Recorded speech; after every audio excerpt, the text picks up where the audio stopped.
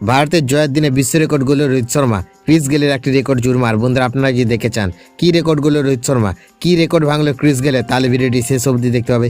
চ্যানেলটিকে সাবস্ক্রাইব করে একটা লাইক দিতে হবে এবং নোটিফিকেশন বেল আইকন দাবাতে হবে। ভারত এবং নিউজিল্যান্ডের মধ্যে আয়োজিত 3 ম্যাচের ওয়ানডে সিরিজের প্রথম ম্যাচ দুর্দান্ত জয় পেল টিম ইন্ডিয়া।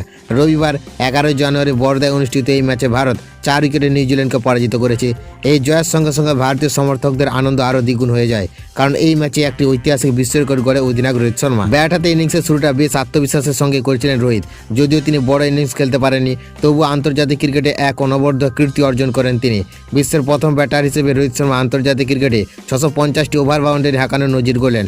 এই ম্যাচের আগে তার ঝুলিতে ছিল 648টি ছক্কা। নিউজিল্যান্ডের বিরুদ্ধে 2টি ছক্কা মারতে সেই সংখ্যা পৌঁছে যায় 650-এ এবং ইতিহাসের পাতায় নিজের নাম লিখে ফেলেন হিটম্যান। এই ম্যাচে রোহিত শর্মা 29 বল খেলে 26 রান করেন। তার ইনিংসে ছিল 3টি 4 এবং 2টি বিশাল ছক্কা। যদিও তার ব্যাট থেকে বড় রান আসেনি, তাতে ভারতের জয়ের কোনো প্রভাব পড়েনি। ভারত 6 বল বাকি থাকতে ম্যাচ জিতে নেয়। এছাড়াও এই ম্যাচে ওপেনার হিসেবে সর্বাধিক ছক্কা হাঁকানোর ক্ষেত্রে ইউনিভার্স বস ক্রিস গেলের রেকর্ডও ভেঙে দেন রোহিত শর্মা। আন্তর্জাতিক ক্রিকেটে ওপেনার হিসেবে রোহিত এখনও পর্যন্ত 229টি ছক্কা মেরেছেন, যেখানে ক্রিস গেলের নামের পাশে রয়েছে 228টি ছক্কা। এই ঐতিহাসিক পারফরম্যান্স আবারও নিজের শ্রেষ্ঠত্ব প্রমাণ করলেন ভারতীয় অধিনায়ক।